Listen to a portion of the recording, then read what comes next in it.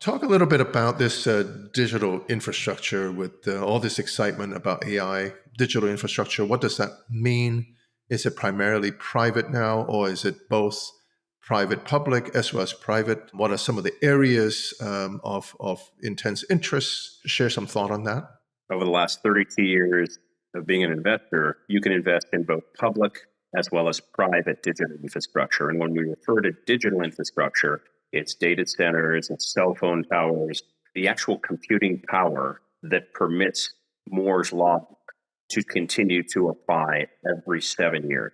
And when you touched upon artificial intelligence, the significant power, electricity that's going to be consumed by accelerated artificial intelligence usage, as well as the data centers and cell phone towers that will continue to need to be built out to continue to support artificial intelligence as it continues to grow in an exponential manner.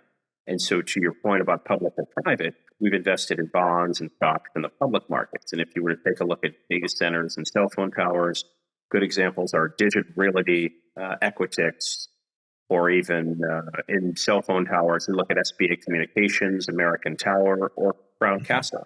So public markets, there's a whole host of data center and cell phone tower investments.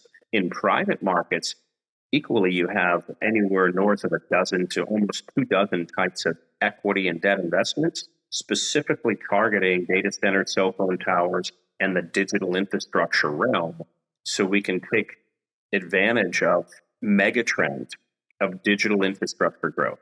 And when I talk about a megatrend over the next 30 years, roughly 25.4 trillion devices will be connected to the Internet of Things. So that plus artificial intelligence offers a significant opportunity set in both public and private digital infrastructure. And that's a huge thesis in our investments for our clients.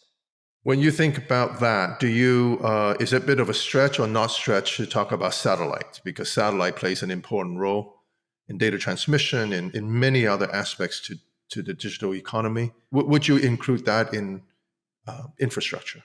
Absolutely. It's in our portfolio. It has been for well over a decade, almost 2 decades.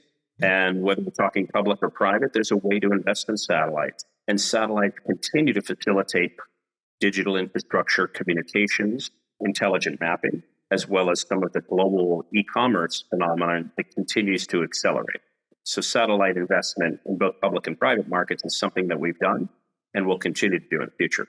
For our clients, for example, we invest in REITs, which is in data center REITs or other type of REITs. We also invest in, of course, companies, public companies who are in many of the areas that you are talking about, but maybe not purely in that, but certainly I'm going to give a name, Google or Microsoft. They're very much in the AI space, and Amazon is very much in the cloud space through the AWS and all that.